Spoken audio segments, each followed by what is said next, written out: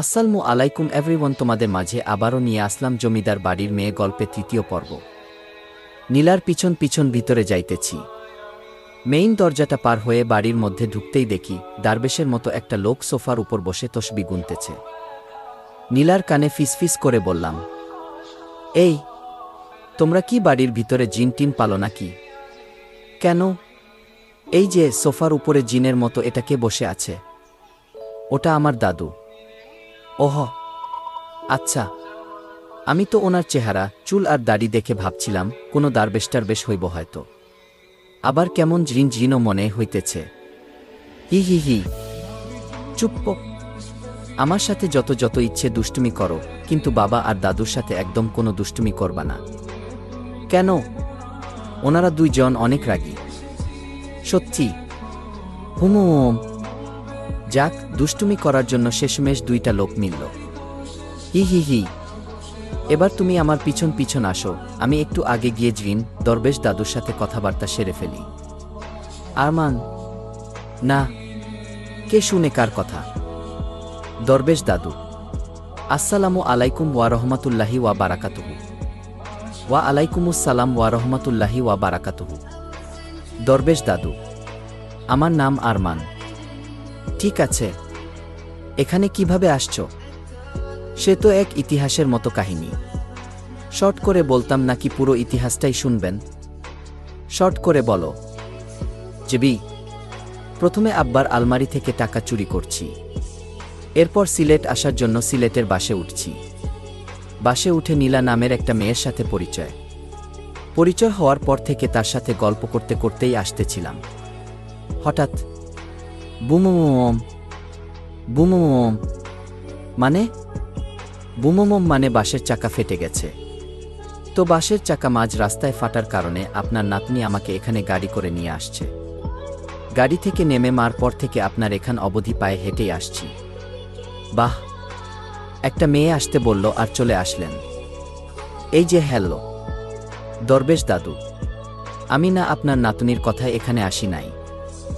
ওর মুখে যখন শুনছি ওর দাদু এখানকার জমিদার, জীবনে তো খালি রাজা জমিদারদের কথা গল্পেই পড়ে গেছি। তাই ভাবছিলাম সুযোগ যখন আসছেই এবার না হয় একটু সামনে থেকে দেখে আসি। কিন্তু এ আমি কি দেখছি? জমিদার নামটার সাথে তো আপনার কোনো মিলই নাই।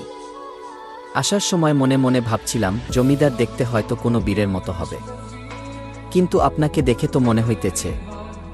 কি মনে হইতেছে? না থাক, বলমু না। হৃদয় আবার খালি খালি রেগে যাবেন।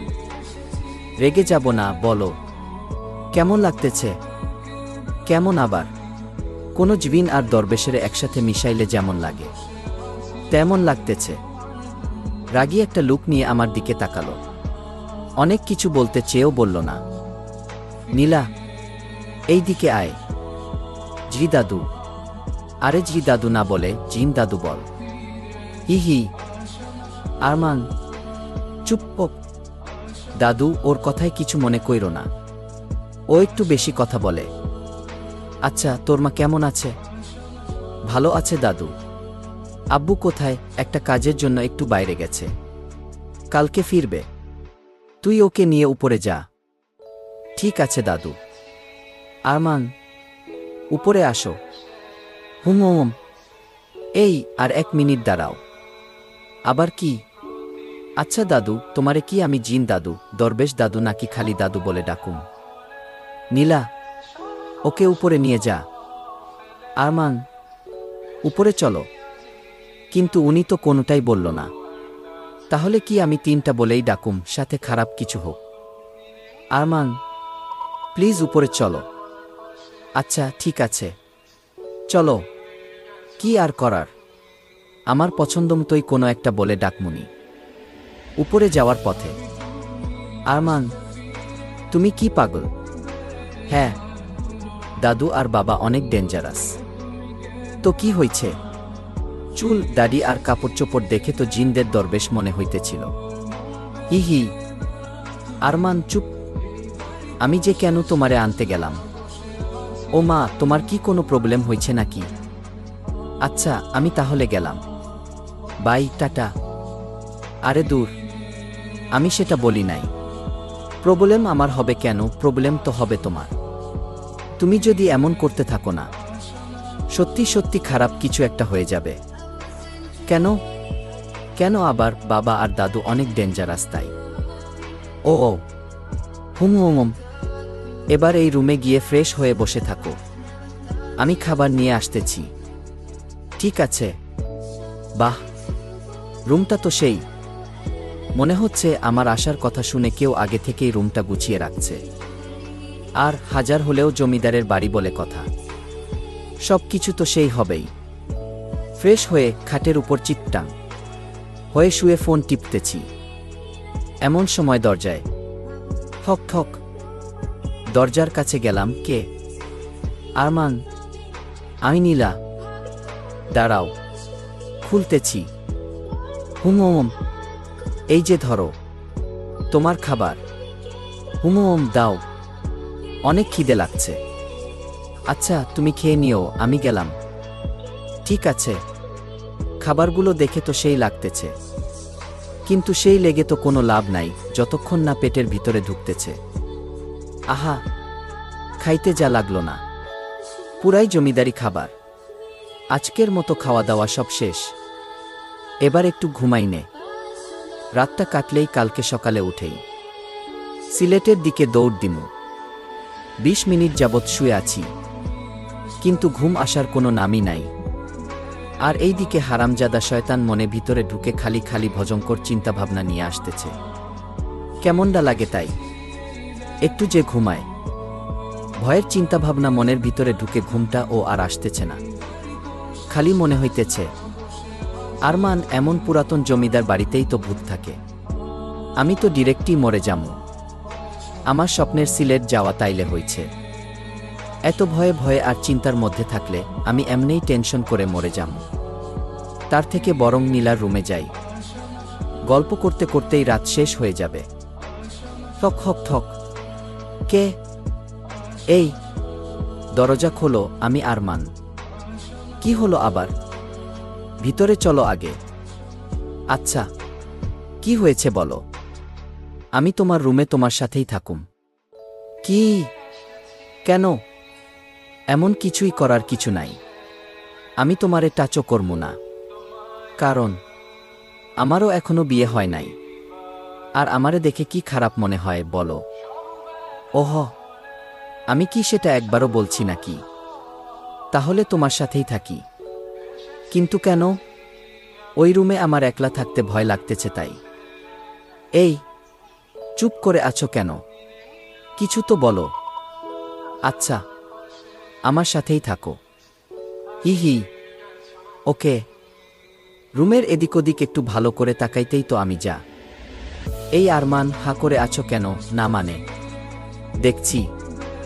কি দেখছো? তোমার রুম। কেন? এমনি। আর একেই বলে জমিদারের মেয়ের রুম। দূর নীলা, তোমার কোনো তুলনা নাই।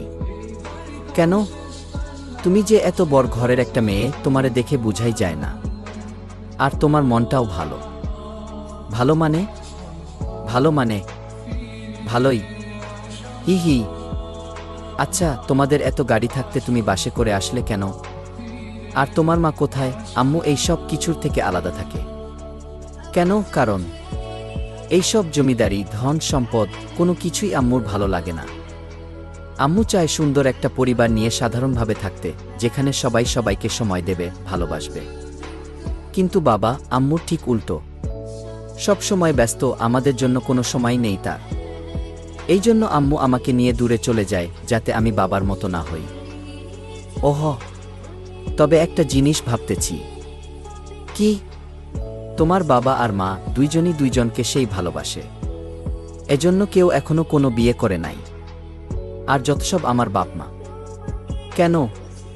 তোমার বাবা মার আবার কি? তেমন কিছু না, 2টা থেকে 4টা হয়েছে, এই আর কি। মানে?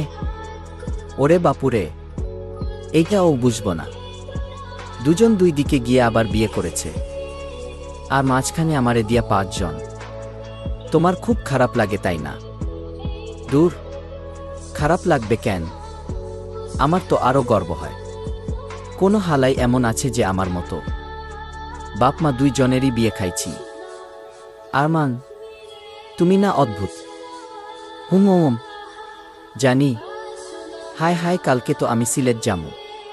এখন যদি না ঘুমাই, আর কালকে যদি সিলেট যাই, কিসের ঘুরমো, খালি তো ঘুমে ধরবে। ওই নীলা, তুমি নিচে ঘুমাও, আমি উপরে ঘুমামু। আমি নিচে ঘুমাবো। হুম, সারা জীবন তো উপরেই ঘুমাইছ, আজকে একটু নিচে ঘুমাও কেমন?